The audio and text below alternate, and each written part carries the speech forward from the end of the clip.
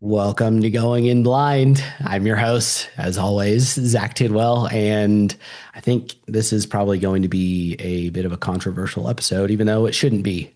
This is We're going to cover some very important ground today with Amie Ichikawa, who is a former prisoner who has now really turned her life around and galvanized her own experiences into something very powerful. She is the founder and executive director of Woman to Woman and is helping other freed women navigate life post incarceration. And in addition to speaking on and defending and advocating for women's rights to single sex spaces, because there has been, in Amy's experience, there has been an invasion of fully intact men invading women's prisons, which, as you can imagine, is dangerous for everyone involved. That is, yes, you are supposed to pay prices for your misdeeds in our society, but that doesn't mean that you should now have someone who can take advantage of you and in multiple ways in your space, adding extra discomfort and potentially very leading to very harmful outcomes for everyone. So I probably talked more than I should have in this one, but so I guess I'll move on to my announcements for the week as usual. Those of you who've been listening for a while know that there is a very powerful story behind this podcast. For those of you who don't, head over to my website at zachtidwell.com and you can read a little bit about it and why I've seen over the past several years that it does, in fact, save lives. Other than that, if you are listening, please leave a rating and review wherever you are getting this podcast. And if you're on YouTube, subscribe to the show because that helps this thing grow and get out in front of more curious minds who need to hear these conversations. So, Amie, I thank you for coming on. Thank you for waiting for me. I appreciate it very much. I'm excited to be here. You're good. Thank you for waiting through my clunky introduction. so, um, I think, I did a little bit of explaining at least what you're doing today, but maybe to get the elephant out of the room here or address the elephant in the room, can we dig into how you yourself ended up in the prison system? Yes. What year was it? 2009. I was 24 years old. It's kind of a late bloomer in the carceral setting. My dad's retired LA County sheriff, and I always had some issues with authority. And in 2009, they became serious issues. I was selling drugs in addition to my regular job. Um, and I was in a very toxic, volatile relationship. And one night, we kidnapped someone at gunpoint and ended up, I technically I should still be in prison. Everyone I know who had a similar case is still in prison. So it's by the grace of God that I'm here and I'm able to do what I do. But I did end up serving 5 years in a California state prison for a $20 drug debt. Uh, $20. $20. Yes. Yeah. And there's a lot to unpack even in that 30 seconds of talking. So I want to step back through this a little bit because I'm very curious. So it's almost like stereotypical that someone with a Mhm. very, a father in that position then ends up rebelling. Yes. Do I you, fell right into that. uh, did you have, or do you have any siblings? I don't. Okay. So, I mean, did your rebellious era start before you were out of the house and an adult? Yes, I was pretty I was I was explosive, I think, in junior high and high school. I had serious anger issues, very little respect, no concept of consequences. Um, I really didn't know what it was like to get in trouble and have to pay the price until even after prison. It's still, fighting my case for several months. I still did not fully understand. that there's a consequence for every action, there's a reaction. It wasn't even until I don't even recently that I have really fully understood the impact of actions. Everything impacts things outside of your own personal bubble. It's not just about me. It never really has been, but now I fully understand. I do something and it impacts a lot of other people. Um, it's important to I think I had to go to prison in order to learn that because I didn't have a deep understanding of the fact that we're tangled, we're in a web, and when I move, it's going to affect the people in my room, the people in my hallway, the people in my unit, and it took being in that environment, that really harsh, condensed environment, this emotional boot camp, for me to understand the world doesn't revolve around me. That really surprises me to hear. I think partially because of how contrasted that is against how you just kind of laid out your story. That brief little overview that you gave, like that's I guess more so the fact that it took until more recently for you to have arrived at that. But it when you talked about, and I admire you for reaching the point where you have recognized that, and like it sounds like you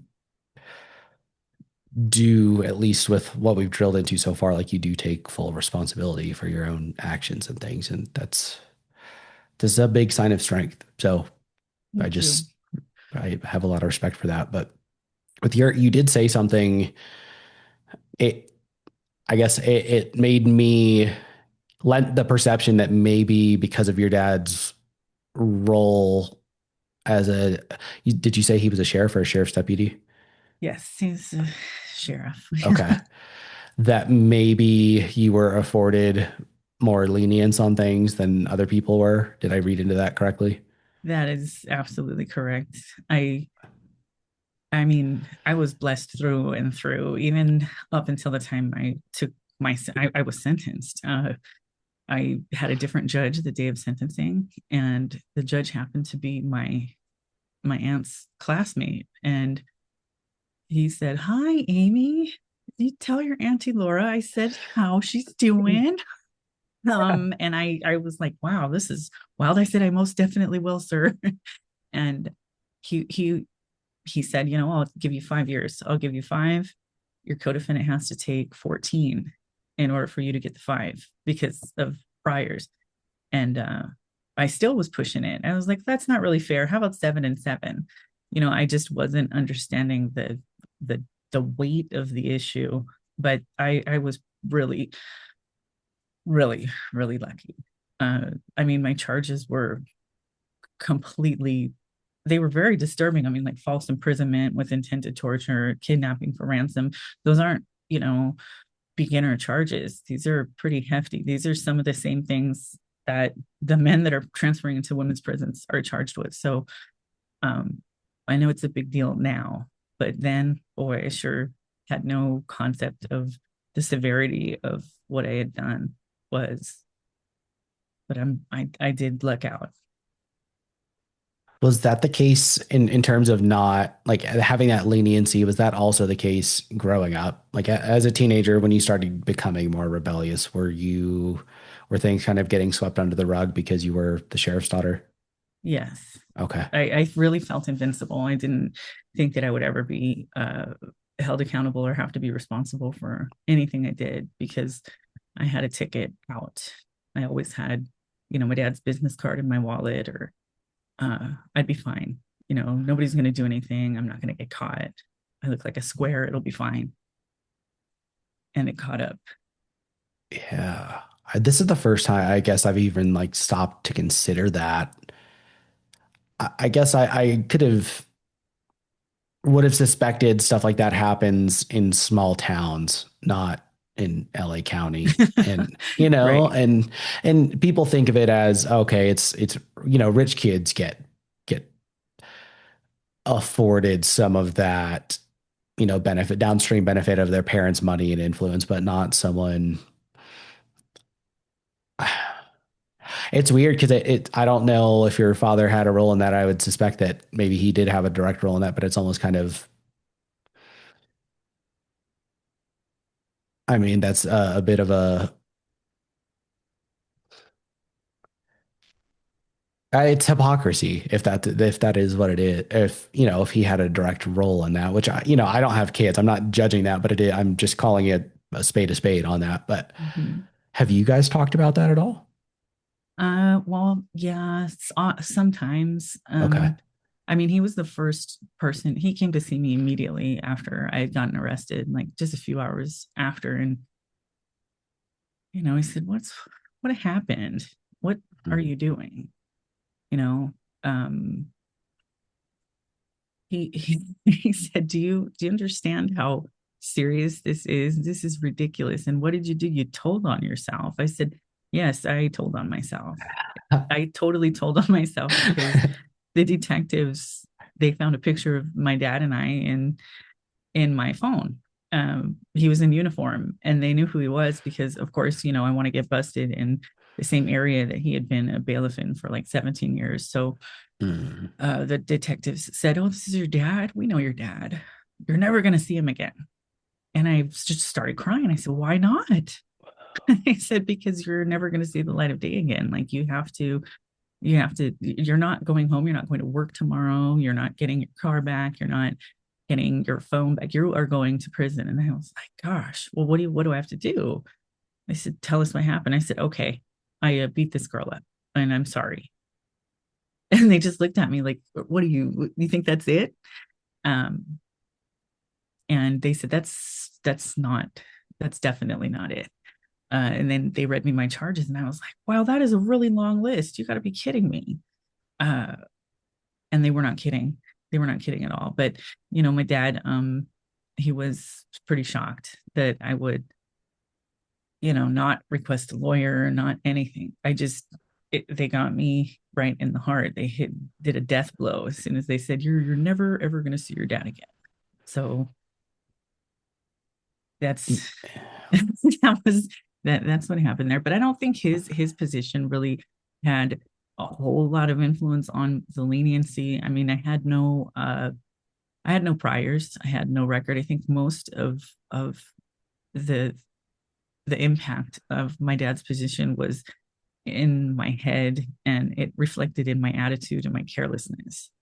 Uh, if I would have been like more active before, I probably would have gone to prison a lot sooner. But I really just, by the skin of my teeth and by the grace of God, I just kept missing it, all kinds of, because I did a lot of horrible things. It's not like this was the first time, but this was the first time I'd gotten caught.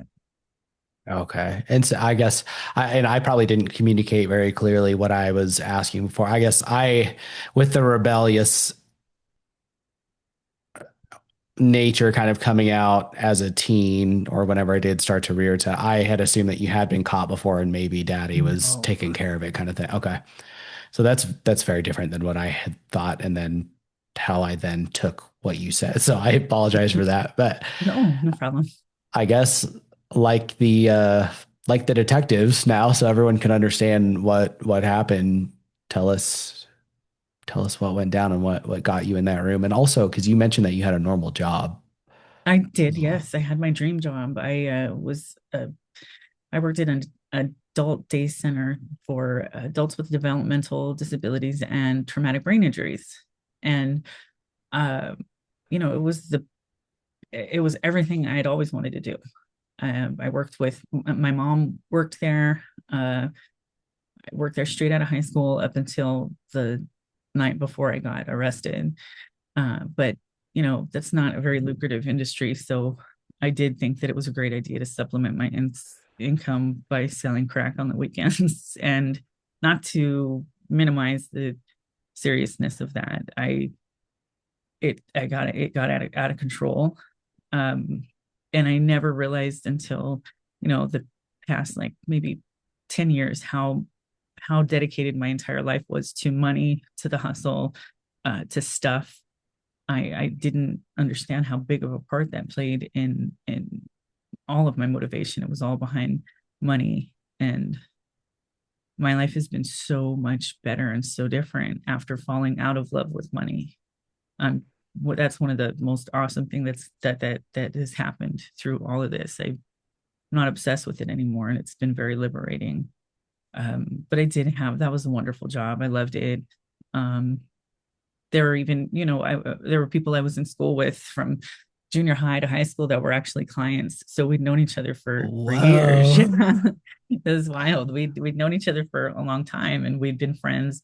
Um, we it was familiar. It was very close to my house, and that was one of the saddest things that happened. Aside from kidnapping someone, that was a real big bummer. And that is, I mean, I could see how growing up in LA, you would end up being so hyper focused on money. I was stationed on Camp Pendleton. There's a lot of money out there. I mean, it's some of the most beautiful coastline you could possibly live Yeah, on, and just, I mean, an enormous amount of wealth out there. Even some of the like wealthy communities would sponsor different units and stuff like that and do stuff for us. And it was just kind of it's cartoonish out there in some it respects. is. And it's on top of that, that being right around Hollywood, like there's a lot going on Mhm. there. So I think that's understandable. But so Well, and I mean, I grew up in the whole gangster rap era, and that really played a formative role in who I thought I was and who I wanted to be. I thought that was the coolest thing in the world. I thought that I was supposed to be rolling in my 6'4", and it's like, no, I didn't realize, no, they're talking about you, they're not talking with you. yeah. But that really played a huge part in the negative things I did. Did you have any source of identity, even like rolling into middle school and high school through sports or any like extracurricular stuff? I didn't, and that was a huge problem. That was a Mm. major issue. I think that's why I identify with the detransitioners and that whole thing so much, because I had a serious identity crisis. Being Japanese and white, I was never white enough. I was never Japanese enough. I didn't feel like I fit in anywhere, so I had to create something.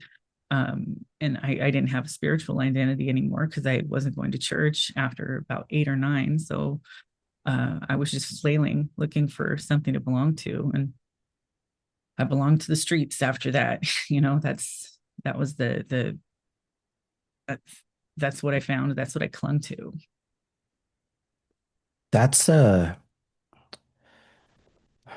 that mechanism in different racial groups of where if someone is mixed, then not being enough for either group is something that I've only really become aware of since starting this podcast. I guess I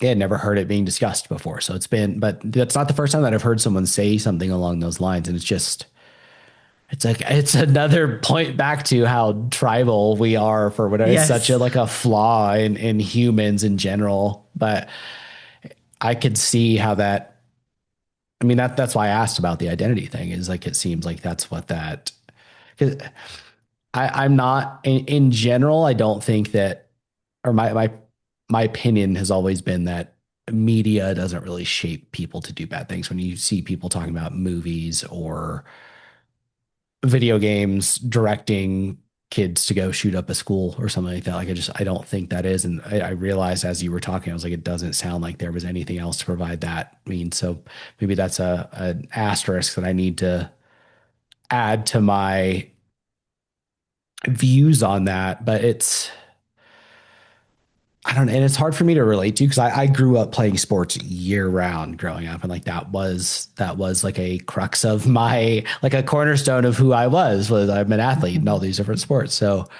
when I guess we can jump to, specifically that day or that night or that when you did end up, there was a drug debt to claim. There was $20 that you wanted. Yes. Sounds like you were with the wrong crowd too, but like what happened? Uh, it was a long night. I was in a rental car because my car was in the shop because my co-defendant had crashed it. And you know, I had I really at this point was I was at a very low point. This relationship was not um extremely unhealthy. It was not a good idea. I had people reach out and say, "This is bad. You're going to end up in a lot of trouble," and I just didn't care. I was on a rampage, and I was pretty dedicated to screwing up at this point. So that night, we'd been driving around, shooting craps, doing hood stuff, and at one point there the victim was walking down the street. It was still daylight. I think it was dusk, and she was walking down the street with a friend. And my co-defendant said, "Pull over. You know, you're a tough guy. You're you're a gangster. So come on, let's do this." And I said, "Well, I really have to go to work tomorrow." I said, I get paid tomorrow. It's not that big of a deal." But I had been giving him a hard time, and he definitely gave it back to me with this situation. And he jumped out of the car, grabbed her at gunpoint, and threw her in the back of the car and tossed me the weapon and told me to drive off. And then that was one opportunity to, make a better choice. And I didn't take it. And they just kept happening throughout the evening. He told me to drive, and I drove, and we were driving in circles. I think the victim and I were both disoriented because I didn't know where we were at anymore. Um, she was scared, of course. Who wouldn't be at this point? She was very apologetic, said, "I have the money, just have to go to my grandma's house." So I said, "Okay, let's go to your grandma's house." We didn't make it to her grandma's house. We ended up in an alley, and you know, I was just reviewing my paperwork about a week ago. I needed it for content or something, and I had never really, um, I've never read it in full. 13 years later, I said, no, actually more than 13, because the crime happened in 2009. I read it and I was so disgusted. Um, I mean, it's a little harsher, the police's version, but just to think that I could talk to somebody like that and that I could hit somebody, um, and completely come out of character, not violent by nature, but this was a violent crime. Uh, at one point we were in this alley, and I looked into my rearview mirror, and she was uh, very close to um, getting killed. Um, and I ran out of the car, and the gun misfired, and I grabbed her by her wrist and pulled her and said, "Let's go." And we got back in the car, and I said, "I'm going to take her home. We're done now. This is enough." And I got yelled at, got a little bit in trouble for that, but I knew this was a heinous crime, and it can't get any worse than this. I'm not going to kill somebody. So we ended up going back to the neighborhood, and this girl lived like around the corner from this guy. So, um, there was already APB out for us. They were looking for us already because there were witnesses as well. So, um, we ended up going to a parking lot near the location where she was originally taken, and then I beat her up, and I apologized. I said, "I'm sorry about all of this." So I'm sure that was confusing for her. I'm beating her up and saying sorry about that, still trying to pretend like I'm a nice guy and I'm polite. Probably to Um, preserve some of your internal image of yourself. right, right. I'm Yeah. really nice. I'm really a nice person. Yeah. I really don't want to do this. Mm. and she was like profusely apologizing. She handed me her jewelry, and I said, no, no, no, no, I think we're even now. I think you're fine now. And she said, oh, I'll come bring the money tomorrow. And I was like, gosh, this is terrible. I feel like this debt is paid now, right? um and she took off running to go a couple of blocks home. And shortly after that, the entire police department found us. And it was like an episode of Cops. It was helicopters. I mean, uh, I was identified in the middle of the street on my knees, handcuffed, with a spotlight. And it was surreal. I still wasn't fully understanding the severity of the situation. I really thought I was asking them, when are you going to let me go? I have to go to work, just completely oblivious to the fact that I had just committed a serious violent crime. It was ridiculous. Were you high? No, I wasn't high. Um, I Wow. would have been a relief if I could say I was loaded, but I wasn't. I think I was still in a completely non-sober state of mind. Um,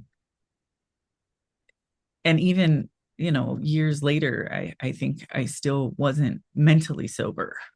Hmm. Um, just living still in the hustle state of mind. Even in prison, I was still hustling. Um,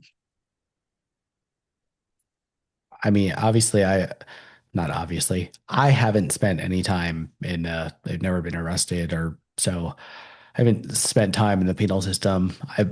Like most people, have watched, some of like Locked Up, like those types of shows. And it seems like prison kind of requires the hustle behavior to survive in there. I think so. Um, it's uh, it's such a strange environment.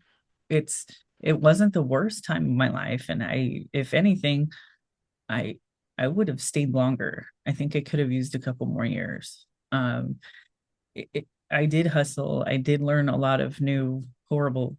I learned a lot of different crimes and how to commit them, but I I also learned how um, to stop hating myself. There were definitely benefits from being in there. Uh, it's not all bad, but it's not the same place that I paroled from either. Uh, I don't think that the ladies inside now have the same opportunities to grow that I did in the current culture climate in there. Um, but yeah, the hustle is real. It's dog eat dog. Um, but that's the first thing they tell you when they get there. Don't get any debts. Don't rack up any debts. Don't get a girlfriend. Keep your mouth shut. Just No play it means low. no. Yes. No means no. And yes, it's not allowed. Um, but of course, I wasn't a big fan of rules or directions. So I had to find out all of that on my own. Just have a rough first couple days. First couple years, I had a rough Holy shit. first couple years. The Okay. first couple years were tough, um, really tough. But even the meanest person, even the meanest, most abusive person there, I was able to hug and shake hands with before I left. Because even though I felt like I was being tortured, I still was able to learn something from the experience. Uh, I thought I knew everything. I thought I knew everything, thought I knew how to sweep, thought I was the cleanest person in the world. But the first room I ended up in, that lady definitely taught me I didn't know anything about anything, including how to sweep. So um, she taught me to sweep with intention. You don't just sweep all flippy floppy like a crazy lunatic. You sweep with intention. Each move you make has to be focused with intent, and you need to be quiet and conscientious of other people. She didn't say it that nicely, but That's the underlying message, though. yes, yes, yes.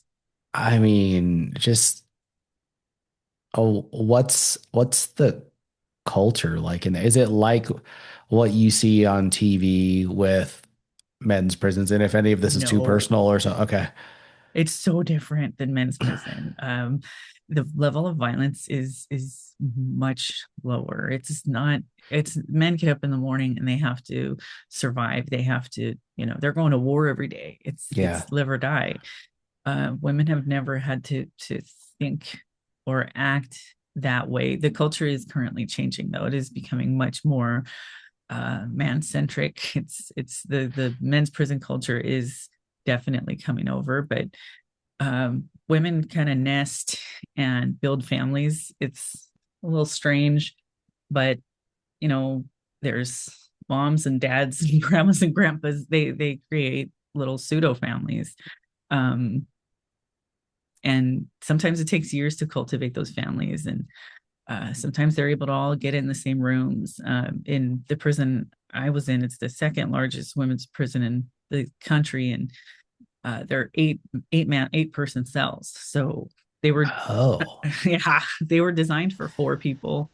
And when the overcrowding started, they put bunk beds in, so they became eight rooms, eight to a room. Uh, and that's difficult to create a vibe and an environment that's high functioning. It takes a lot of effort. There's a lot of planning, a lot of manipulating that goes into creating those little biomes, those little units. And there's some that are just pure chaos and a nightmare permanently. Um, I remember when I first got to receiving, you're in the process of receiving for 60 to 90 days because they've got to check all your medical, make sure you don't have any rotten teeth. They're real big on that. I don't know why, but make sure your Huh. teeth are okay or pull the ones out that aren't. And then you go to see your counselor and they give you the breakdown of your time. And uh, once you see your counselor, that's when you get your permanent housing. You go quote over the wall. So my counselor, I asked her, hey, can I go to fire camp? She said, no, no, no, you're never leaving this prison. I don't even know why you have a parole date. Goodbye. And I was like, gosh, Wow. okay, well, fine. So she gave me my a housing assignment, and it was the exact room and the exact unit on the exact yard that everyone said, as long as you don't wind up there, you'll be fine. And That's fun. that's What? I was like, are you kidding me? They said, just don't end up on D yard in room 515. And that's, I was like, gosh darn it, that's exactly where I'm going. And, um, you know,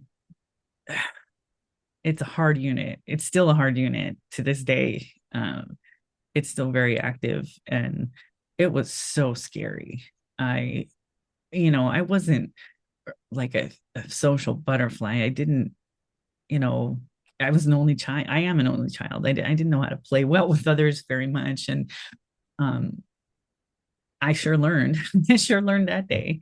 Uh, and it was one of those rooms where, as soon as the cops, turn the lights on in the day room and they unlock the doors, you're getting out and you're not coming back in until count time. Um, and that's kind of exhausting.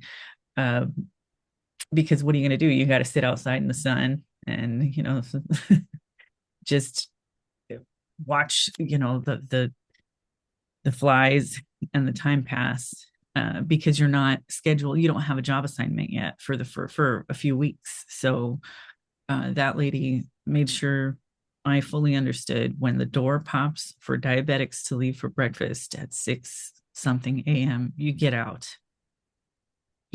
but you got to clean the room first in silence in the dark. And I did that for a few months, and I finally moved to a different yard. I graduated out of that room, and that's when I really started my time. And I ended up in another room where I got beat for about 6 months until somebody in the hallway complained and told the officers, this one's getting whooped on regularly. And they called me in the cop shop and they said, take off your shirt. And I was like, why would I do that? And they said, take your shirt off. I take my shirt off. And I was covered in bruises from the neck down. So they said, go pack your stuff and get back over here. And I said, no, I'm fine, really, really, I'm fine, because I was afraid of being a tattletale, or, I didn't know if that Yeah. was going to make it worse. And, keep in mind, this lady um, had just moved into that room a few months earlier, and her reputation preceded her. They said, she had just beat her girlfriend till she went into an asthma attack, and refused to give her inhaler, and told any of the roommates if they called a medical emergency that she was going to, um, you know, just going to kill him. So her girlfriend did. She ended up dying, and Whoa. yeah, she moved into my room underneath me in my bunk area. So that was intense. Was it a maximum security facility? Yes, but the Okay. difference between women's max and men's max is women are all housed together, levels 1 through 4. They're not separated by crime level, anything. Everybody is integrated together. So it's really crazy when you're moving, men from death row into a women's maximum security, because everybody's in there. Whether you're a shoplifter or, serial killer, you're all together. So that's a completely different environment for them too. The program is so different over there. And there were a couple men that went back to men's prison and said, you guys are nuts, you don't have a program, you're totally out there. This is so chaotic. Because women, the program runs, there's a different program in every room. So you can have one unit, but all 32 rooms are programming differently in accordance to, the household rules or hormones. It varies Oh God, you greatly. guys get all synced up in there. Oh, yes. Yes. And then imagine when the cops are hoarding, menstrual supplies. They don't, what do you need another Uh, tampon for? What do you mean you need another wow. one? So when I first got to prison, though, they had all the supplies in big giant trash cans, and it was an abundance of pads and tampons and toilet paper. And then there was the big, you know, shortage of 2009, and they started just giving us a handful a day. But when you have 8 women, that's not going to cut it. So that was pretty awful too. Jeez. I didn't even think about that. You're in like a week long shark feeding Yes. frenzy. This is Yes, yes, and that's and that it's wild. I never believed in any of that stuff and thought, oh, that's witchcraft. Get out of here. But I'd move rooms, and then all of a sudden I would be like, wait, what? I just, what happened? And they're like, oh, did you pull my period, girl? And I'd be like, yes, yes, I did. I don't know what happened. Well, we don't have any more pads and tampons in there, so you better figure it out. Okay, okay. jeez.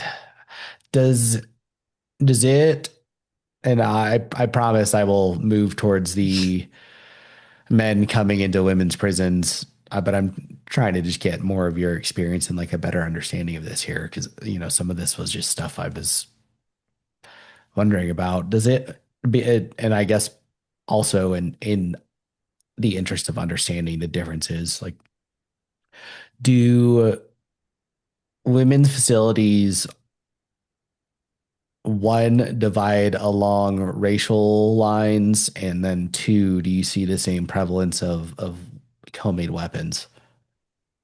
There is no separation or segregation by race, street gang, region, anything like that.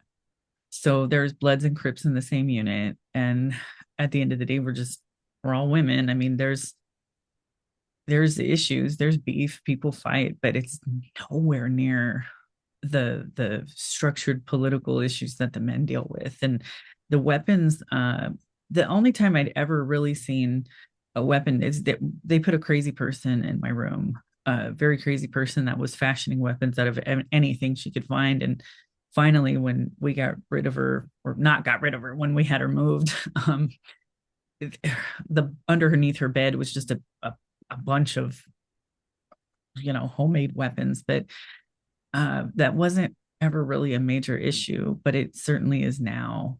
uh, it was so bad at one point that the warden said, if I find any more weapons made out of can tops, I'm going to take all the canned foods off of canteen. Jeez. which is they would never do to the men because they can't treat the men like babies, because the men are aware that they have rights and they're able to do this, whole stick together thing and work against the cops, whereas women can't do that. Um, but the weapons, no, hasn't been an issue until now. What about phones and drugs? I just recently talked with he was a career DEA agent. Now he runs a nonprofit trying to educate and cut down on this fentanyl epidemic. But, as you can imagine, in his career, he's become versed with the prison systems, amongst other things. And he talked about it was phones, Mhm.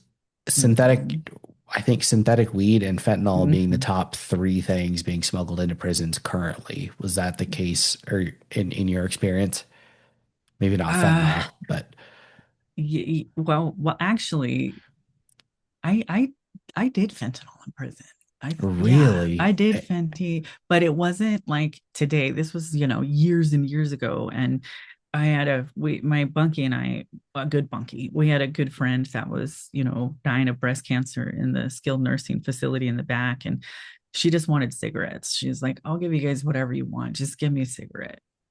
Here's my fentanyl patches. So, you know, I didn't even know what that was. I had no idea. This was way before this became trendy. yeah. I had no idea what I was doing. So I chewing on this patch thing. I don't know what's going to happen. And I was like, what? This is bunk. And then all of a sudden I started melting into the floor, like trying to crawl to my cell. And I'm watching TV with my eyes closed. That was crazy.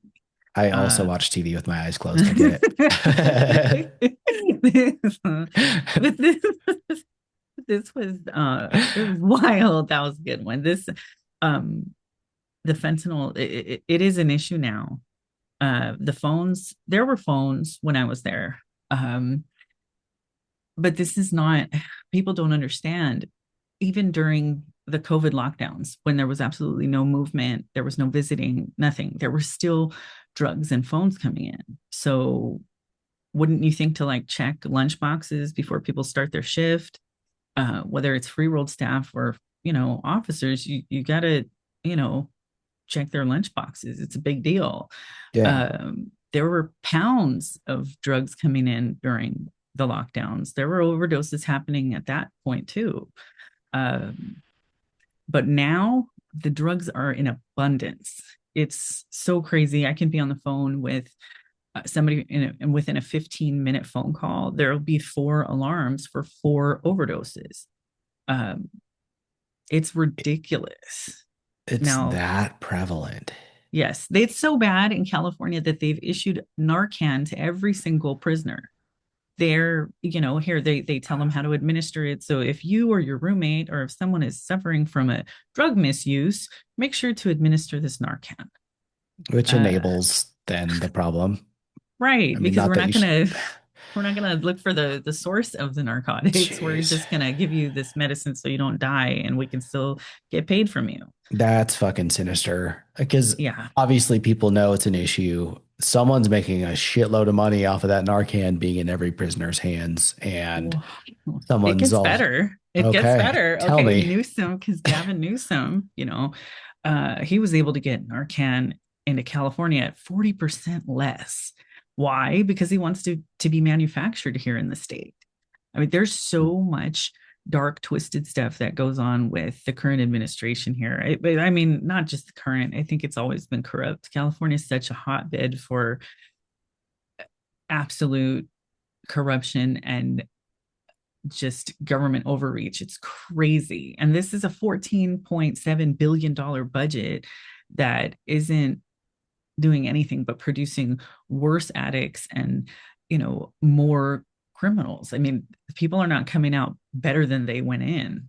They're coming out broken, traumatized, addicted. There's people who are on Suboxone, which is an opioid blocker, that haven't been on drugs for years because it's all part of the medically assisted treatment programs that they're offering uh, for drug users. it's some people have told me that the kick coming down off of the Suboxone is worse than heroin. Um, so just to introduce that, I mean, people are selling it, so it's being peddled as a narcotic now. people know it, but someone higher up is getting money from that. Even I'm sure, I bet the company making that Narcan is going to be one of Newsom's big donors as he runs for president. Like I that's, believe so. yeah, it's, It's I, dirty.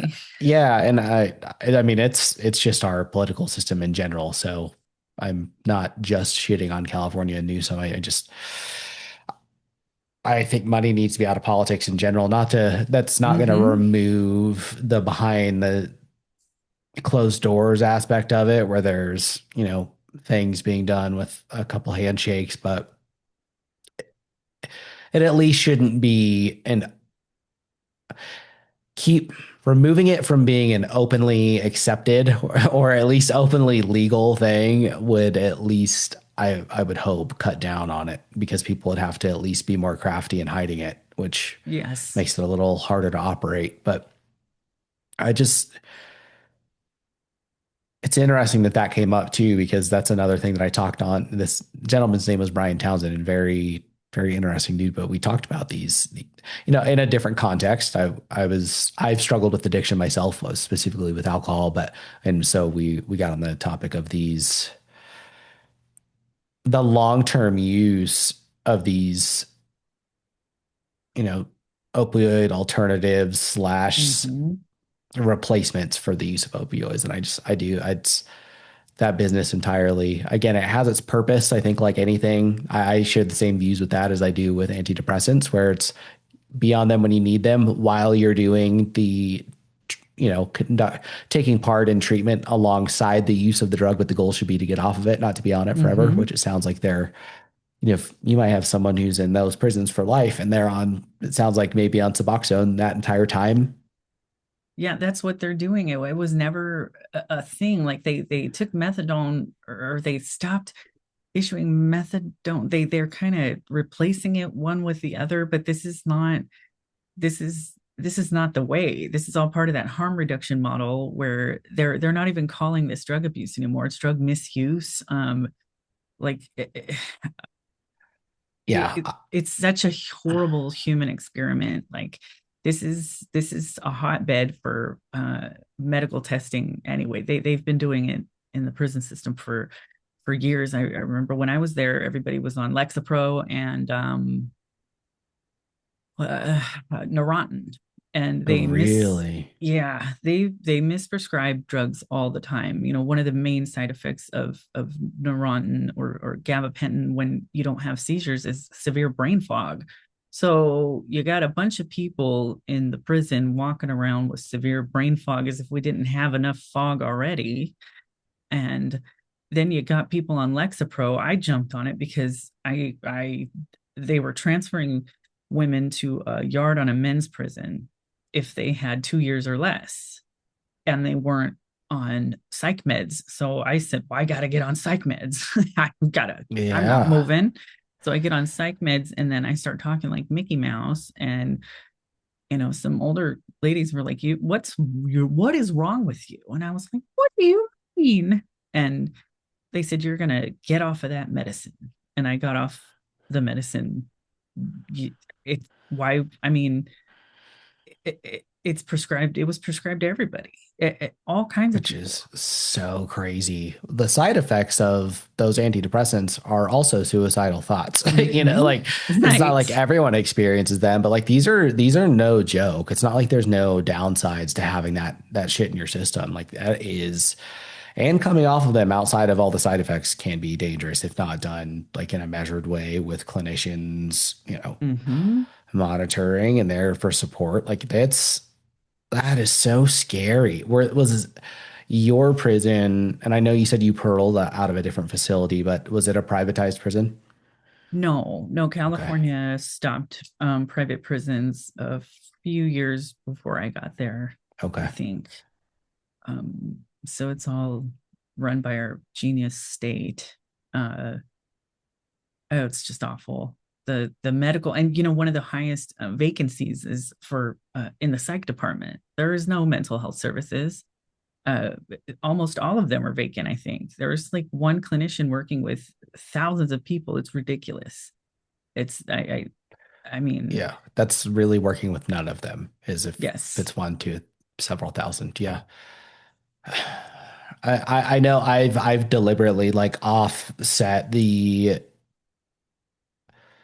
or deferred the comments that you've made about men coming into women's prisons and how it changed the dynamics there, how weapons started coming in, how everything really started to change, just to make sure that we could kind of get through all of this stuff, because I'm sure this is going to, this is going to open up a can of worms. So I, I mean, I feel like you've painted a solid picture of what it was like outside of having men come into the system, but can you maybe start to step into, I guess, one, what changed that allowed this to happen, and also the parameters that are required for a man to end up in a women's prison? Like what steps are there for between him being Joe Schmo in a men's prison and coming, what the path is to getting transferred to that women's prison, and then how everything changed. And you're it's pretty mind-boggling how few boxes you have to check off in order to transfer. Um, Before 2019, things like this were handled on a case by case basis. There were trans women in the prison before. Some nobody knew, couldn't tell. Uh, and like when I was there was an individual who, on this case by case circumstance, was brought in, extradited from Texas to serve their life sentence for a double rape that happened not far from the prison, actually, in the same county. Uh, Rape and torture of a mother so and a daughter. And he, before transitioning, had raped and tortured a mother and a daughter.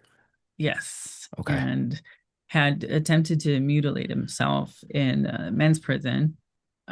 Was about two-thirds successful, um, and somehow convinced the committee to reclassify him as a her, and they went for it. And this person transferred in and was in observation for a few weeks in the skilled nursing facility, and they were very combative and angry and hostile. Um, Not really, you know, anything like any of us. And once that person was released from observation and put into general population, they were put in an 8-man cell, an 8-person cell alone, which is very much every woman's dream in there to have your own room. Yeah. And this, definitely created some tension. Uh, and this person, I want to say this person is an Aryan Brotherhood dropout. So a lot of these people are defectors or debriefers from the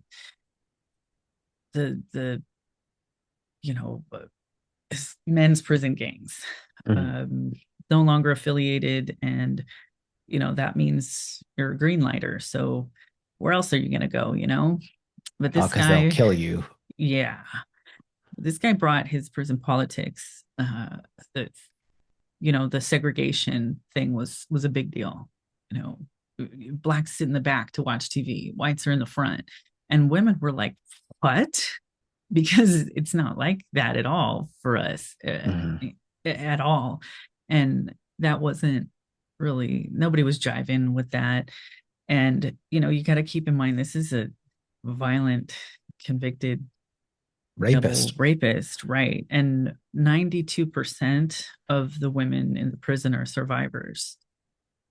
In my experience, I What? would say 100%. I don't think there's a single woman in there that, in any of the prisons, who hasn't been sexually abused or exploited at some point in their life. But, and the ACLU said it's 92% in California. So Holy shit. yeah. And this person, I mean, the first day they were on the yard, they asked the chairwoman of the former women's advisory council, now the inmate advisory council, because we can't use offensive words like woman. asked That's her, offensive. it's so offensive. I'm Asked her, triggered. Shit. I'm sorry, we're gonna have to cut this short. No, but this guy asked this wonderful woman, she's a wonderful woman, if she could get him a job in the electrical shop, which under normal circumstances wouldn't be shocking and appalling, but this person electrocuted their victims. So Oh, fuck. that's like a whole assault on the entire population without ever even touching anybody. That's that's scary. It's very um, it, that was an assault, a mental assault. This is something that you can't fight and you can't protect yourself from. Women weren't prepared for the psychological warfare that came with this new, you know, That's a this, sadist. yeah, yeah. We actually ended up getting in touch years later. Um, Very strange, full circle experience. But the person, wanted some advice and was asking the ladies, "Hey, who can I talk to about this?" And they said, "Well, Amy." So we did end up communicating, but the demands, I couldn't meet their demands, and they're still very aggressive. He's still very aggressive, but he's living his best life in a medium security prison, which Which is is not crazy. right. And you're not supposed to even house people with that level in this prison with no electric fence. But exceptions are made everywhere because this person, that's what happened. I forgot. Eventually pushed enough buttons and they were attacked and stabbed, and they had to transfer him to the other prison. I personally think that that was a trauma response from all parties involved. Um, if the prison would have been considerate of the fact that these are all survivors, this would have never happened. Well, I fuck. I'm sorry. Which I guess maybe he wasn't intact. So it's a complex issue, right? I have no problem with people who are genuinely trans and want to transitioning. If you're not hurting anyone else, I have a good friend who's trans. Mhm. I have no problem with it if you're not hurting someone else. But when biological males, Yeah. men, enter women's sports or women's spaces, now you're hurting other people. That fucking bothers me. So it's like, eh, And I and mean, I've made some pretty serious, trans friends along the way too. And it's, opened my eyes to a lot of things. And then at the same time, it's still very apparent how many differences there really are between us that are they can't, no matter what you do, they're not going to go away. I have a friend who, served a life sentence in the men's prison and then had a violation and was in the women's prison for a couple of years. And I was on the phone with this person and they were mad at somebody else. And the anger that came out of this person, I was like, I can't relate to this on any level. This is not something that I've ever experienced or that I can relate to. This is not my kind of anger. I'm not. This person was pissed, like, I'm gonna cut your head off and kick it down the tier. I was like, whoa, whoa, whoa, you're please, because this is now making me think, what if I was locked in a room with you? The trauma that this person has experienced, the violence that they lived through in the men's prison, it it makes the mixing of the two so dangerous and volatile. Um, there's there's other situations. There's an individual like Dana Rivers. Dana transitioned before the commission of their crime, mhm. but Dana Rivers murdered a lesbian family and their son, two lesbians and their son. It was one of the most brutal murders that the presiding judge had ever seen. It was out of Alameda County. And this was like a blatant, hate crime. This person had been like trying to destroy different lesbian events because they didn't want to let them in. Wouldn't let. Whoa. And you know, a lot of people were questioning whether or not it was like, are you going to really send this person to a women's prison? But again, this person transitioned already. So what are you going to do? Um, it's so different than the free world. There are so many different aspects that you have to take into consideration before housing someone because I mean, this person transitioned already. Am I going to say throw them in the men's joint? Probably not, because I have to care about that person just as much as I care about one of my lady friends, because what kind of advocacy am I doing if I don't care about their life too? Yeah, because Um, they're gonna get. yeah, and I don't want anybody to get Oh, hurt. I don't want anybody to get hurt. And uh, but at the same time, I don't want their safety to come at the cost of women's. And a lot of people, I know it's gonna everyone thinks that they're sending like Laverne Cox from Orange is the New Black over there. And that's not that's not the case. These most of the majority of the people are fully intact. and it's There's all no self-identified, right? yes, Yes. yes. There's no requirement for hormone replacement therapy. You don't have to present female because all of these things are personal and subjective. It's nothing. There's no definitive definitions of any of this. So it's all up in the air, even down into the transgender healthcare guide. There's no limit to what processes you can have access to because it's all dependent on the patient and doctor relationship. So Which, in what other context do we, I guess, pain management, they ask you how much pain you're in. And like for depression scores, they ask you, okay, there's different ratings, self ratings on how you're feeling on things. But mhm. in what other world does someone just get to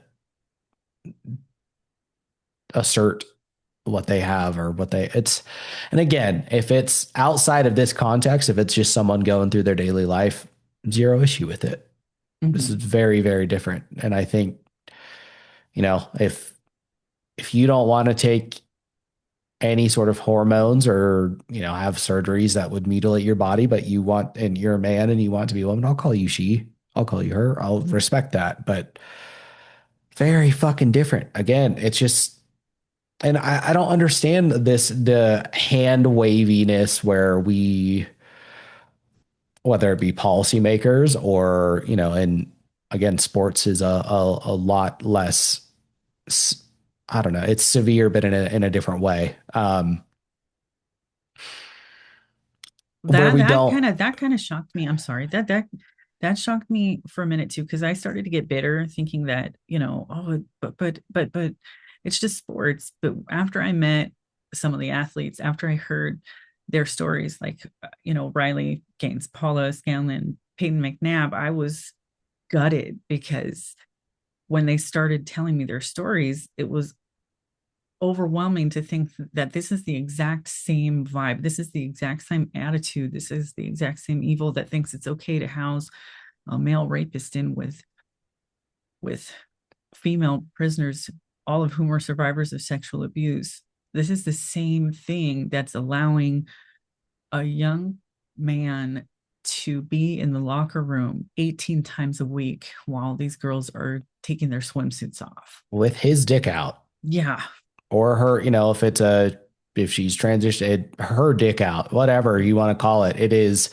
And that the problem is, yes, that person may not be a predator, but that opens the door for predators outside of the fact that these women who are at the peak of at the peak of athletic performance are now losing what they've worked their whole life towards. They're losing college scholarships and having everything that Title IX set in place stripped away. Mm-hmm. Which is, what are you doing? Like, under the guise that this is what, that's progress. Somehow yes, Yeah. and that the clinicians, the mental health services both on college campuses and in prison told the ladies the same exact thing: put your head down and shut your mouth. If you want to graduate, you're going to shut your mouth. And told the clinicians tell the ladies things like, I don't feel safe your transphobia is, making me have to end our session early, or, why are you being so transphobic? It's only one rape. Uh, this is It's the only one same. rape. Yeah. This is what a clinician told, a 21-year-old woman who was forcibly housed with a 6'4" Mexican mafia dropout who is notorious for raping men in men's prison, who kept walking into the shower while she was in the shower and telling her, it doesn't matter what you say or what you do, nobody cares. Nobody And cares. he knew that and getting himself transferred there. Yes. Again, I hated this person when I started too, but the Lord has softened my heart in a way that I never thought possible, because I don't want anything bad to happen to this weirdo either. But this person is a menace and this person is unsafe. Um, and it's not normal for or healthy for anybody. All parties involved are being screwed at this point, because no one's able to rehabilitate if they're actively in their criminal thinking or if they're in a permanent state of hypervigilance. Yeah, They're all you're in fight or losing. flight mode. Yeah. Mm-hmm. Holy shit. It's just, I mean, I knew this was going to be dark, but like that is again, and that the fact that you're able to look at that from the perspective of like, yes, this person doesn't deserve harm either, is you're a better person than I am. But regardless of how anyone feels on that, that door should have never been opened for that to have even been a possibility.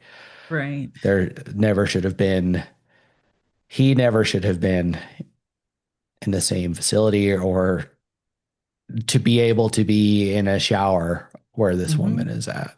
And now her life, again, yes, performed a crime to get herself in there. That doesn't mean you should be raped.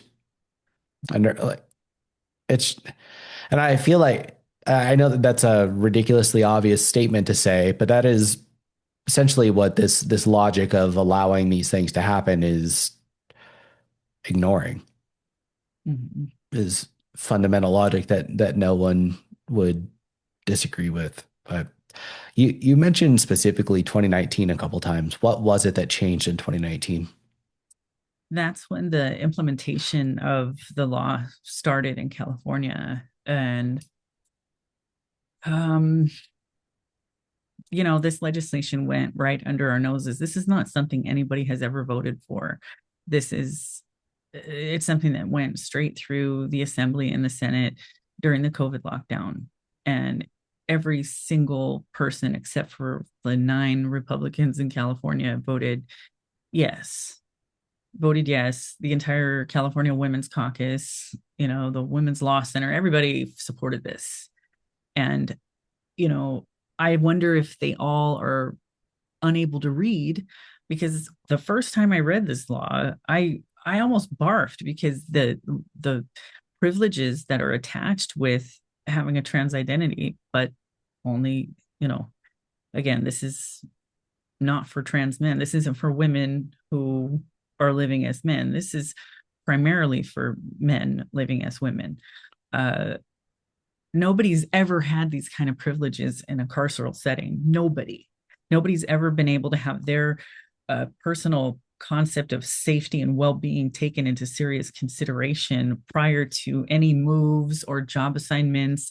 Nobody cares. Nobody has ever had, such serious consequences for staff if they misgender you, because they misgender all kinds of women in prison. I mean, when I was there, I didn't get to tell them what my honorifics or preferred pronouns were. They were like, "Hey, bitch, get over there." But they would get in And trouble for misgendering. yes, yes, if you Whoa. habitually misgender someone, that is an offense that you can be docked for as a staff member. uh what's wrong with just calling people by their last names like we used to? That's gender fluid. It's non-gender, as a matter of fact. It's just your name. uh I don't see what's wrong with that. But the fact that you can choose who your cellmate is, who your bunkie, who, you can move into a room and say, these people make me feel unsafe, and those people have to move. If Just fucking crazy. Right. Because remember, you're creating these family units, and there's always now the unending fear of what if they move one of them in here. Uh, if you refuse, then you will go to jail. You will go to administrative segregation. Um, you don't have a choice. You Why, don't. yeah, why the privilege? Where's that coming from? And the way this law was written, you can tell there is so much hatred for women in this, because otherwise, why would there be sections that say things like this provides access to all programming and including placement to the mother infant program? Why would anybody who's not a mother need access to the mother infant program? Who would think of that? Who would think maybe a man who identifies as a woman wants to go to the mother infant program? No, that shouldn't even be considered. And when you look at what's going on in Canada, there's a young person who is like their youngest, one of the youngest, I think, murderers in the country. And this person has a thing for babies. When they were 12, Oh, Canada can't charge you with murder if you're under 12. So if you're, 13 and under. So the first one he didn't get charged for, but the second one he did. This person is clearly criminally insane and needs, lifelong help. But a few years ago, they started identifying as a woman. So they granted him a transfer to a women's prison. And, who would have thought? Of course, we're going to put him in the mother infant prison. That's a great idea, right? Somebody who has a hankering for killing babies, they're going to put them in the prison where mothers are allowed to have their children for 4 years. Um, that's just insane. It's completely disregarding everyone else's safety and well-being for the fleeting feelings of someone who needs psychological help. It doesn't make any sense. I don't know why or who or how this is just happening and nobody's freaking out. Well, people are, but it's just not gaining the traction that I expected it to. I really thought, oh, this is going to be the end all. This is the problem. They're going to fix this. But no. well, oh, have you gotten any insight into the rationale behind this from the people who are actually dictating these changes? Well, I have met Senator Scott Wiener a couple times. The first time, nobody in his office would take my number. They wouldn't let me talk to them. They just told my partner and I and the lovely ladies, the Freedom Angels, who took us up to the Capitol just to kick rocks, get out. Nobody can talk to you. Eventually, they cornered him, found him, and said, "We have to introduce you to someone." And I don't know what, if I was just really hungry or my blood sugar was low, I started crying. I started crying. And I hand him a stack of letters from incarcerated women. And I said, "These are letters from women that are asking you for help. They're asking you for help because of the law you wrote. They need help now." And, he said, "Okay." And he took the letters. Who knows if he ever read them. And, we met again this year at a public safety committee hearing where I was sponsoring a bill by Senator Shannon Grove that set the bar really low. We weren't asking for much. We were asking for a separate housing unit for transfers from the men's prison so that, there was no cohabitation. They could still program with, like regular with the women, go to school, go to work, but there was not going to be any housing together. And it would have prohibited sex offenders from qualifying to transfer. And his reaction to that was uh, I, very disappointing. He said that to discriminate against sex offenders or folks on the sex offender registry is far too broad. It's unfair. He said, "What if, I mean, you just guilty of having sex in public or in a park?" And my thought was, why are you normalizing having? Why can't you go get a hotel room? What the hell is wrong with you? You're Well, really this going to was defend people that are having sex in public, but people who have sex in public don't go to prison. they get a ticket. So that was lie number one. Then he said, as we all know, the sex offender registry was created to further marginalize LGBTQ people. And that I was like, what is this guy talking about? So thank God for Senator Kelly Sayarto, who jumped on him and freaked the whole room out by saying the sex offender registry was created when I was a little boy, because when I was little, a neighbor unsuccessfully tried to molest me, but you know who he did successfully sexually assault? He raped a little girl with no arms and legs and left her in a dumpster. And we were like, whoa. He said, that's why we created the registry, to prevent and to keep track of people who cannot control themselves and have violent tendencies like that. And, you know, Senator Winters just wasn't having it. He wasn't having it. He said, you know, this law is rooted in transphobia and trans hate. And Is he trans? no, he's a scarecrow, but he's not trans. He's a big fan of, he loves drag. He is a openly Hmm. gay senator from the Castro. He's from San Francisco. Uh, he's just very different. I I don't hate him anymore. I pray for him, and Uh, I pray for the scales to fall from his eyes all the time. I am definitely fearful for the country because he's trying to get Pelosi's seat in Congress. Gross. And there's not really any contenders running against him. So I'm pretty sure he'll be in DC soon. And he has openly said, you know, everything that I've successfully accomplished in the state of California, I'm going for the gusto and going to do it for America. So, Yay. Um, God, that's gross. Well, while we're on that subject, actually, the sex offenders, why are there condom dispensers in women's prisons? well, in 2000 and was it 10, 2016, our current attorney general was just a wee assemblyman back in the day, and he passed a law that required for all state prisons to furnish condoms to try and stop the transmission of HIV because there is an epidemic in the men's prison. And there was one Republican assembly member who said, why the hell would you put them in the women's prison though? What do they need them for? And these And are not dental dams in this case. This is still no, this condoms. is condoms. And the you know, Rob Bonta said, well, no, it's going to go in all the prisons by 2019. You have to have them in every prison. So looking back, I mean, was this already, you know, was this a planned operation? Because that's very interesting that by 2019, they had to be in all prisons. And um, they still hadn't in 2019. I think it was 2020 when there were, you know, there had already been a couple pregnancies, and then there was just a barrage of staff sexual misconduct lawsuits that came about.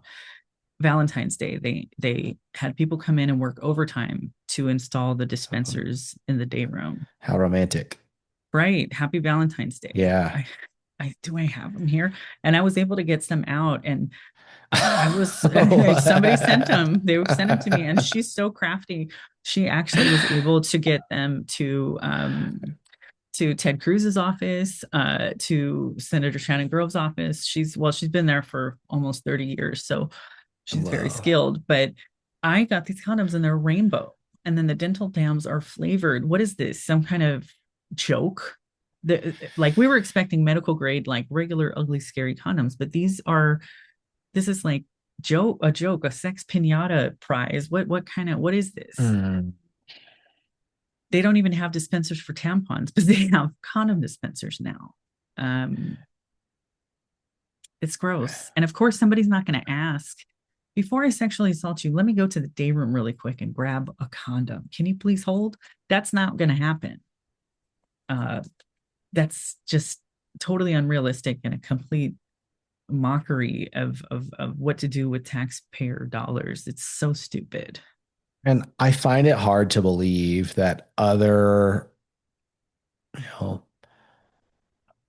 unimpaired adults are having like are legitimately arriving at the logical conclusion that like these decisions make sense.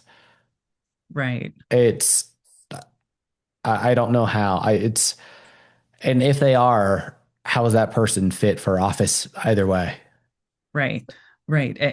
That's why I've said so many times, can you guys read?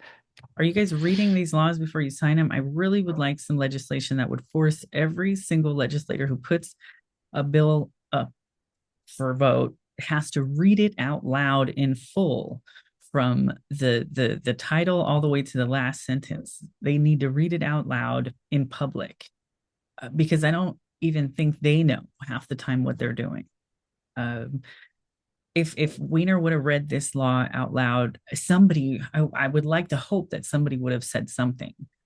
Because the way it's packaged, it seems like he's, reissuing rights that were robbed from these people because they were trans-identified, when in fact these are unheard of privileges that have created the most dangerous privilege group amongst all of the security threat groups in prison.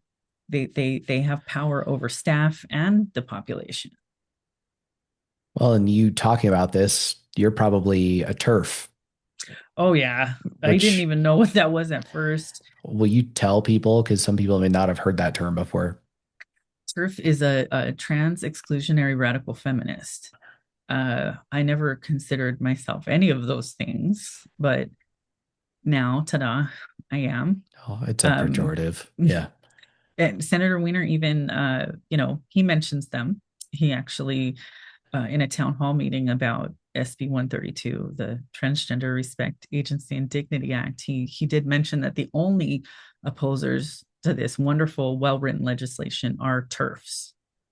Uh, That's hilarious that a senator, that is so unbecoming of a politician to right. like, God, that's like, never mind. I'm not, it's just, it's, that's insane. And It's pretty tacky. yeah. It, And the fact that that's been like a weaponized term to, again, you're not saying fuck trans people or anything like that. This is specifically where it is putting people's safety and other lives at risk right. and detracting from the rights of other people, all at the in the guise again of doing something that's what I don't know if it's a greater good. It seems like he's pandering to a certain voter base. To me, that's what that sounds like. But you never know. But he sounds like a snake. So His laws are pretty, I mean, they're all very questionable and very centered on specific groups. He doesn't really put legislation forth that is for the greater good of mankind or people in general. It's generally for little niche groups, and he does have a thing for you know sex offenders. Unfortunately, if he would lend just an iota of concern that he has for rapists to the rest of the population, we'd be good. But this isn't the only law that's been very pro pedo, pro sex offender. He's the one who created the tier system for our sex offender registry. And you can get off. You can petition the courts to get off if you're good for a couple of years for certain offenses. Um, if you're guilty of statutory rape, if the age difference is 10 years or less, it's up to the judge's discretion now whether or not you have to register. wow. And I've talked about it on here before.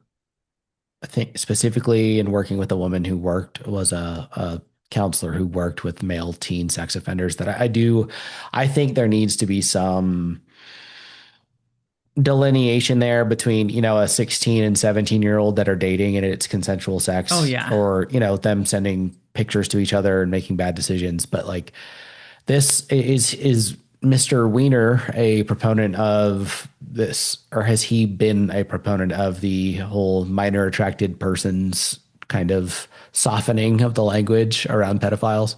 Yeah. Yeah, That's fun. that's definitely something that I feel he's participatory in. And I think the end goal is really the abolition of the age of consent, because he's done other things to kind of wear down parental rights in the state, where he wants Oh, kids to 12 and over to be able to get Planned Parenthood assistance and vaccinated without parental consent. Um, God, that's disgusting.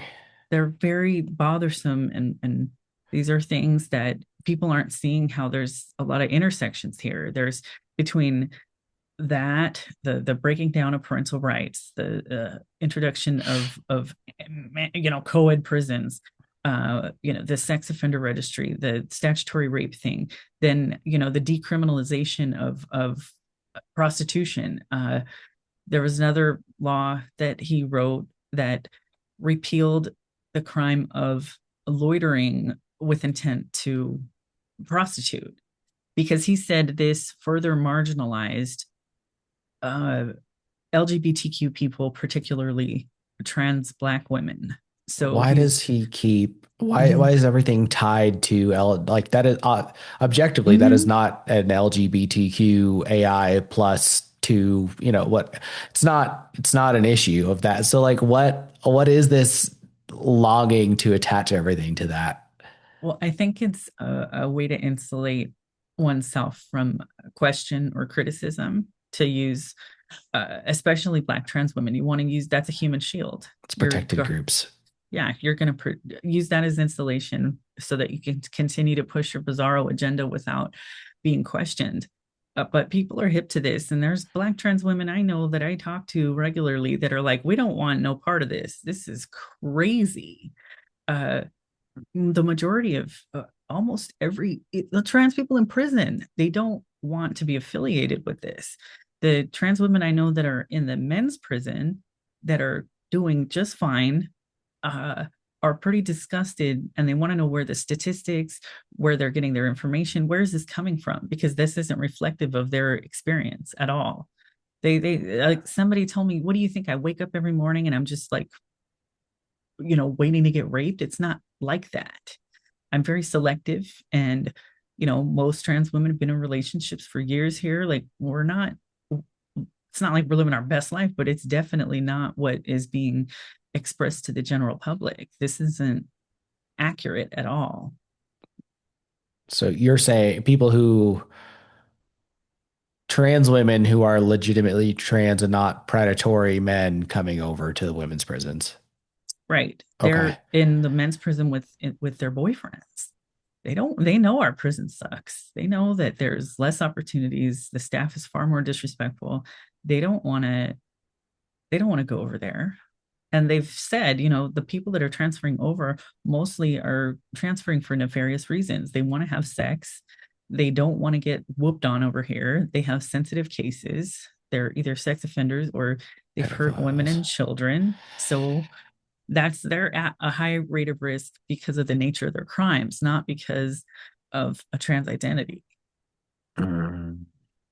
All right, and I meant to ask you about this earlier and forgot because I don't remember why I forgot actually. That's, I guess, how forgetting works. But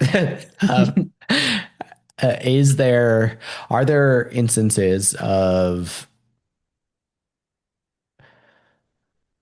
trans men who are sound of mind transferring to men's prisons? I know of one Okay. who successfully transferred to, there's only two prisons where if you're trans man, you're allowed to apply for a transfer. And both of those prisons have high populations of trans inmates. Oh, so it's very protective going the other direction. Yes. And this Huh. person, even the day they touched down, the day they got over there, very tomboyish, male presenting. And the trans woman I talked to over there said, your friend is here. And I said, how did it go? Is everything okay? I said, he's fine. I said, shut up. Are you serious? He didn't get destroyed. And I said, no, we had dinner together. I said, shut up. Are you kidding me? And What? yeah, he took my tray. And I said, but how are the shower situations? And they said, well, when it's that person's turn to shower, we respectively allow that person to shower and we don't like bombard them. I said, oh, that's interesting. And these Uh, are trans women that are still in the men's prisons that you're talking to? yes. Oh, so okay. Oh my God. So, and they're not, or I guess because they're in the I get the segregated areas. They're not being victimized over there. No, Oh, they're okay. and they're I mean the way their prison, one of their prisons is run, I think should be like the model for the rest of the state, because everybody is successfully programming, getting their GEDs, working on college, thriving, growing, attending groups. That's the prison they go to when you want to go home. It's from what how they describe it, it's much more like a college setting than the American Me. It's not like this brutal killing field. Um, It's just people who have made some mistakes acting like people. yeah. Hmm. Mhm. They have great communication with the staff, with the warden. Uh, I mean, it's ideal, but that's not what the state wants to model the program after. They want to, choose San Quentin, the most dilapidated. It's a castle. It's very old. You want to pump like 36 mil. How many millions of dollars did they allocate for that? Just a ridiculous amount of money they want to invest in making San Quentin a learning facility. Um, because it's all a money scam. It's all a shell game. Yeah. Um, It's they all don't. fuckery. Yeah. Yeah. Well, I mean,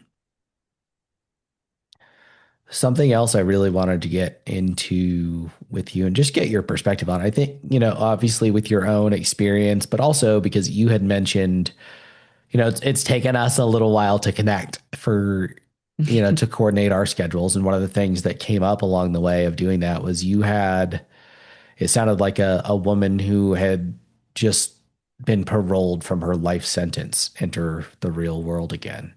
Yes. And I Oh, know this is, part of your work with Woman to Woman is assisting with things like this. So can you, obviously respecting her privacy, like paint a picture of what the hell that is like? yeah. I'm so blessed that I got to participate in this. It was a really wonderful way to culminate the year. This woman's been down 20, she had been down for 22 years. Uh, and she was really good friends with my partner. They were at the prison across the street. They did a lot of time over there, and then they turned it into a men's prison, and they integrated with us. And she's 70. She's 70. She's 70. She's older. Oh gosh, that And complicates things on another level. Yeah, because your reentry process is a lot different. People are expecting you to take buses to this office and go here and go there and be a construction worker, and she's not going to do that stuff. She can't. And I knew she had a hip replacement. uh I knew she had a hip replacement, but when the van pulled up to hand her off, she was in a wheelchair, and she was crumpled, and I one of her legs didn't work. And she didn't care. She was so eager to get the heck out of there. She hobbled like a little broken animal into the truck, and I was like, "Hi." And she's like, "Hi, let's get the hell out of here." So we left, and I said, "What happened?" And when she got her hip replaced, they put her in a wheelchair that didn't have any footrests. And a nurse was pushing her really fast, and she asked her to slow down, and she didn't. And her foot was caught, and her femur snapped. And this, I just, I was, took my breath away. I couldn't even respond, because what do you say? You know? Uh, so this kind of, you know, it takes a toll. Like I hold a lot in, but it really takes a toll on your mentals, and this lady was still so freaking happy, just elated to be out finally. And she shared with me that after this had happened, and she was in the skilled nursing facility in the back, which is probably one of the most depressing places I've ever been in my life. She she said she was ready to go. She could feel death creeping in. And she said, I put my sweater on and I jumped in my wheelchair and I pushed myself to the door because if it was coming, I want you to, I'm going to face it. Come and get me. Mm. And she said she just felt like this warmth, this overwhelming warmth. And she said she's never been a religious person, but she knew that was God, and she knew she had something else to live for, and that she wasn't going to go. So I'm just like, wow, I feel so rich right now. I get to, experience all this. And then it was even like, it got better. Then I got to listen to this first phone call between she and her son. And I was just, I'm bawling. And he's like, Mama. And she said, oh my gosh, your voice sounds different. And he was like, because we're not on a recorded prison call. And I was like, so we take her to this program that had accepted her, and I'm happy there are programs that are available, and I'm not gonna, I don't have anything to counter. I don't have anything to offer myself, so I can't really say I don't like them, but I don't understand how people that we were in prison with run these programs, and they're running them just like we're still in prison. We're not in prison. There's just such an absence of love for peers, for self, for people in general. Do you There's mean no, these post-prison programs? yeah, that Okay. are, well funded and staffed. But I mean, it I don't understand, because I know if I got $1 million or something, it would feel like you were coming home. Uh, it wouldn't be a lateral move. Um, and there would be assistance. If you're older and you're coming out of prison, I'm going to sit there with you for a few hours and teach you how to use your phone. I'm going to make Yeah. sure you know that your phone is capable of sending emails. I don't think it's acceptable for people in this program to say, I have to wait until I can afford a laptop so I can send an email. Why don't they know that they can use their phone for that? Um, because the Yeah. website says that you offer tech literacy and financial literacy programs. What happened? Um, and this is with every program. This is with every program. They're handpicking the people that are going to be beneficial to funding To to tell their marketing. sob stories. Yeah. Yeah. I've it's funny, I've seen that in the world of, adaptive stuff. Like I still ski Mhm. and whitewater kayak and rock climb and stuff like that, or different programs will I'm not going to go into a bunch of detail because this is outside the point, but more visible disabilities sometimes end up, yeah, it's it's a gross side of Mhm. Mhm. nonprofits. Oh, it's so it's so much Yeah, exploitation.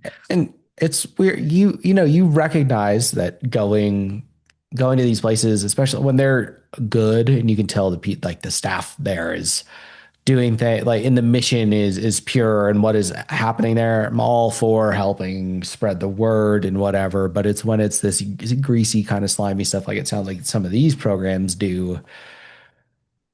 It's just, I don't, it's a side I think most people don't realize that is there until you've maybe Oh. participated. And I wonder if some of that on their end with running it in what sounds like it could at the very least, like the most charitable phrasing, could be a much more effective way to run those programs is a lack of understanding. Because like I had very different views on people who'd committed crimes prior to, I'm trying to think. I think I was in rehab in 2022 trying to get sober. Mhm.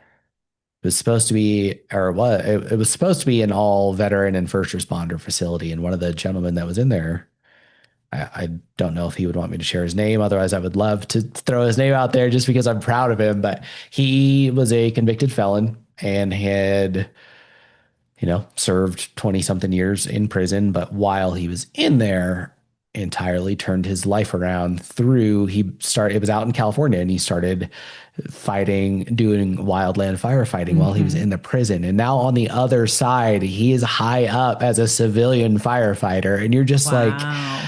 but like being around him and you're in there with a month or for a month with this guy and like getting to know him, that entirely changed my perspectives and gave me empathy in that. Like, and because it's come up a couple times, the idea like on this podcast, the idea that I think prison reform is really needed in this country right now. And also like, fuck, give people a second chance, right? Like where they've earned it, right? Like don't free sex offenders all willy nilly. Like we've seen some of the crazy shit going on in certain Mhm. areas of the country, but and I wonder if like a lack of real experience with someone like that and actually getting to know the people going through those doors is where some of that structuring comes from. I think so. There has to be a lot more, personal experiences in order for people to be sensitive to these issues at all, because it just seems like if you're not directly impacted by an issue, it's really hard to care. Mm. I don't get it because I'm not a veteran, but I love veterans and I care and I would love for you guys to get the best treatment possible. I like we had a thing. We were trying to get some funding, and I don't know how we ended up on the topic, but they said, what else would you guys like to do? I said, we would like a convalescent home. Give us a convalescent home, and all the people who are ready for compassionate release, we'll take care of them. And then they started talking about the veterans. I said, we'll take them too, because I don't know anybody else who would take care of them as much as we would.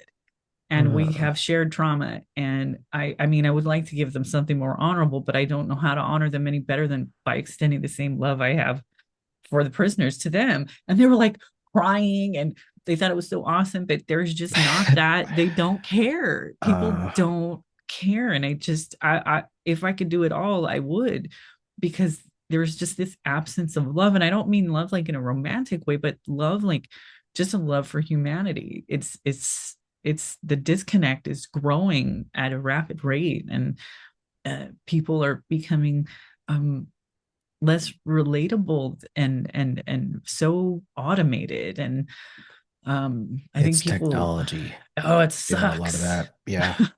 And I, I don't think that's an inherent byproduct of all this technology. I think it's more so a byproduct of the current technology, i.e., social media, and people not understanding how it actually works. And the fact that when you're engaging with certain kinds of things on there, it will continue to show you more things down Yes. that lane. And then you're not getting an objective view of the world at that point. And just people aren't wary of it because they don't understand. I think that's where a lot of the problems come from outside of, teens bullying other teens on there and leading to suicides and all sorts of other horrendous shit. But I really like anything, I think, or like with anything else, like knowledge is power. And I just think a lot of people haven't done the time or been made aware of what they need to investigate and how all of those different things operate. Mm-hmm. And I think, academia plays a pretty big part in this too. A lot of people will get a degree and think that somehow the degree is more effective in analyzing something than lived experience. I mean, they both are useful. I think if used together, it would be the maximum effectiveness. But in like the carceral in the prison situation, academia just steps in and takes over, and it's not very helpful. It's not very helpful because they bring this ideology and this radicalism in, and it's not it has not there are no fruits of this labor. There's just people that are getting even more hurt and more confused. And I oh, I can't stand it when the colleges, when a lot of my friends have enrolled in college, and they call me after class crying, and they're like, this is crazy, man. I don't understand. I can't finish this class. I don't know what they're trying to make me. They're making me feel stupid because I pray, and they're saying that a cult is only a cult because it's outside of Judeo-Christian normative values. What the hell does that mean? And I'm like, what? They're doing that to you guys too?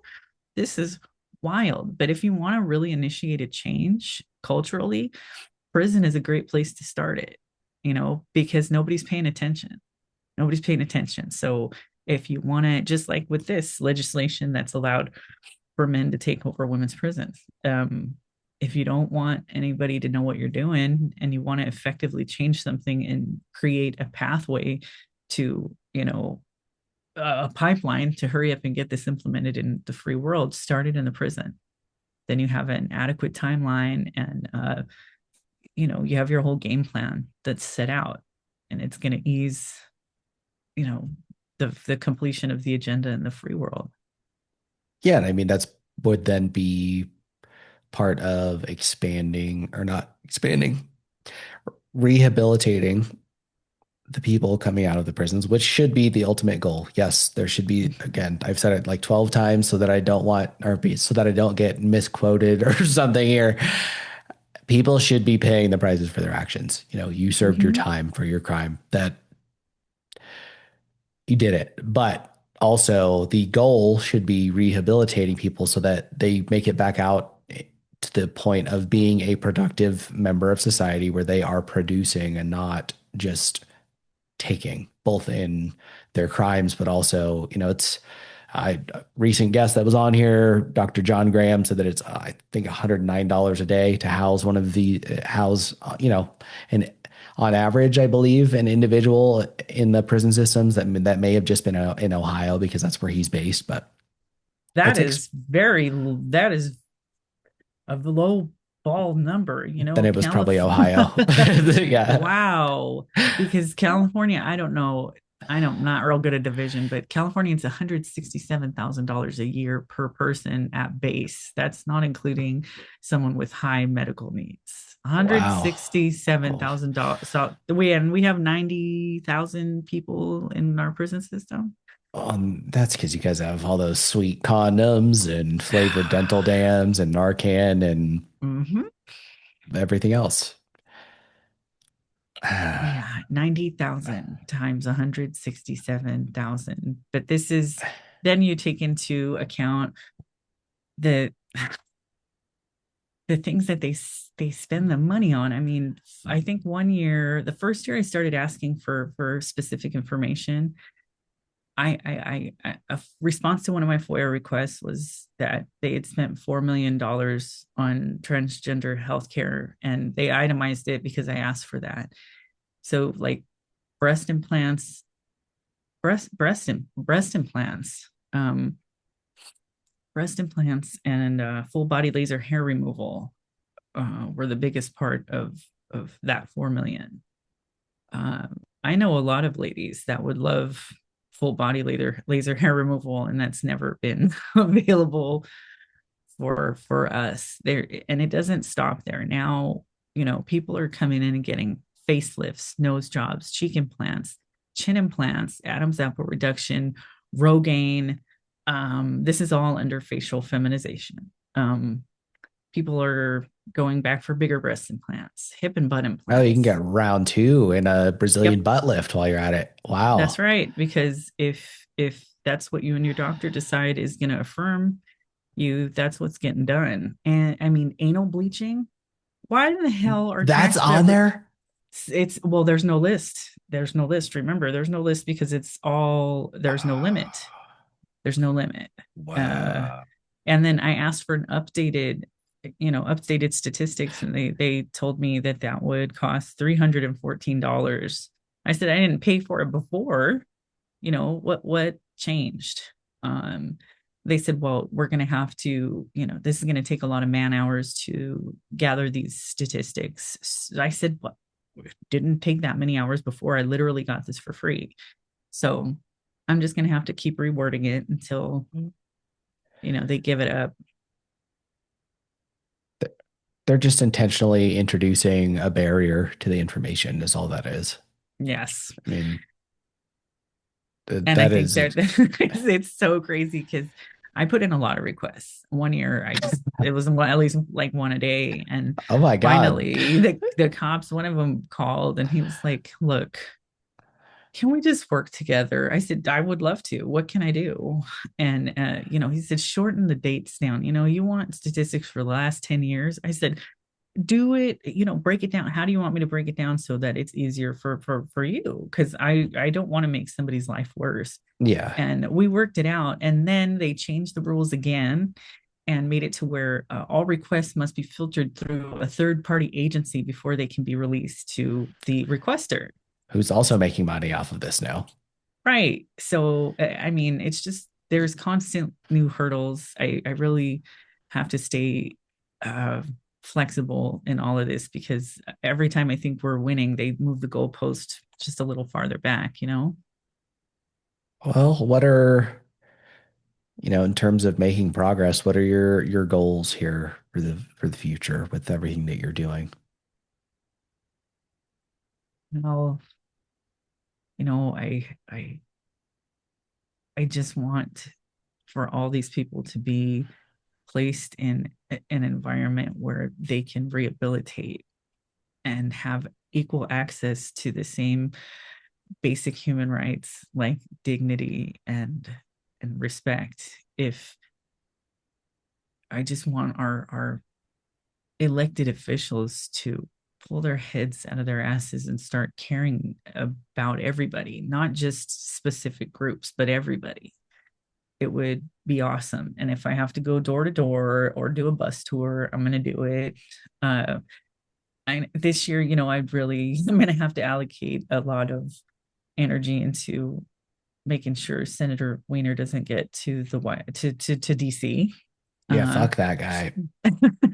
and I want to make sure that women in prison nationwide uh, are able to have their voices restored because they're silenced on, and the oppression is so heavy. I can cut it with a knife. I can feel it through the phone.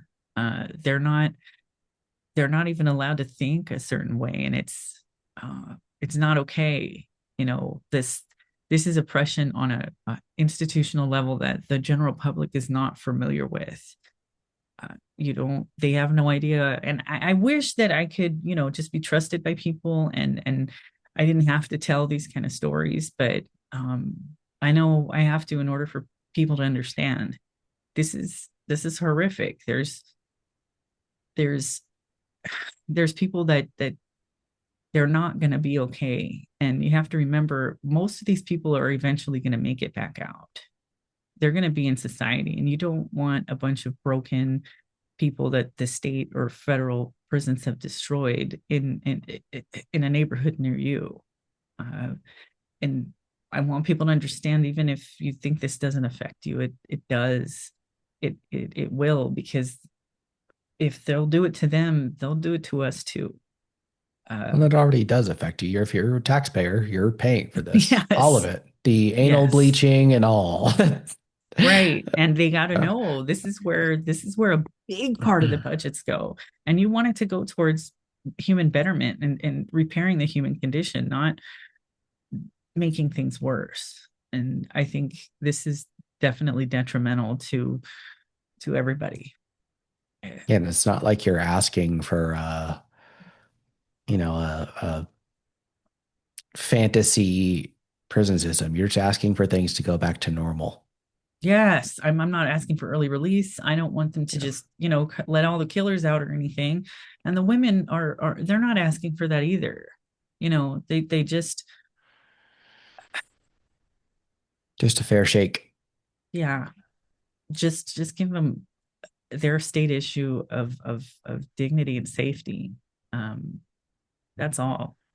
Yeah. But maybe some breast implants. No, I'm just kidding. But Just 2 rounds of it. yeah, Just so you can figure out if you like the first pair. Yeah. right. But I really like what I really want for 2026. I want some transparency. I want people to know what is really on the agenda of their elected officials. They need to know the people that they're voting for, what they're really about, and what their special interests are, and who they're representing when they go to the Senate. What are they doing? Because they're not representing any of us right Yeah, which another weird side of this is I think that's part of I really do. I mean, we saw during the COVID area or post-COVID era, I guess, that the government was involved in the way that these different social media platforms were catering information in certain directions. And I think all of the adversarial positions that they present or they in a way are doing their own radicalizing of things. I feel really do feel like it is on some level, or at least in some cases, an intentional effort to keep each other at each other's or keep people at each Yes. other's throats so that we aren't paying attention to stuff like this. Yes. It's always something. If it's not black and white, it's black and brown, brown on black, men against women. Now it's men pretending to be women against women. It's always something to keep us from talking, communicating, and understanding that we have the same adversary. We have the same enemy. It's the same thing. It's us against them, but they never want us to know that. It would just, Well, some people just shut this podcast off when I said that, but I mean, there's a precedent for it. This isn't stuff that hasn't been done. These are recurring playbooks that are run, and yes. yeah, it needs to be talked about more. And I don't know. I hope one day to get Riley Gaines on here too. I know it's a different flavor of this same kind of issue, but I mean, it touches on a lot of the same core problems that are and things that are happening right now in our legislation and that our politicians are doing. And so I don't know. I unfortunately this podcast is nowhere near as big as Mike Rowe's podcast where I found you, but I wanted to help do my part and hopefully, spreading what you're doing with woman to woman. And I mean, you're so honest with it all and just matter of fact with it's a very I told you at the beginning, the way that you own up to what you've done is very admirable, but so too is what you've done in all the years since and it sounds like working tirelessly to continue to do. So I appreciate you and the way that you've gone about all of this and how you are continuing to do it. And I think the way that you are sharing it with people really is, or if it's not already, or at least will continue to have a huge impact on people because it's very human. Thank you. That's what I was trying to do. Yes. So it's working. Thank you. Yeah. Thank you. So, where can people find you and get in contact to help support or with any, whether however that support may be needed? Well, you can learn more about us at www.womaniiwoman.org. There's the links to all our socials on there. Um, there's information about how to donate. And we always need stamps because we write a lot.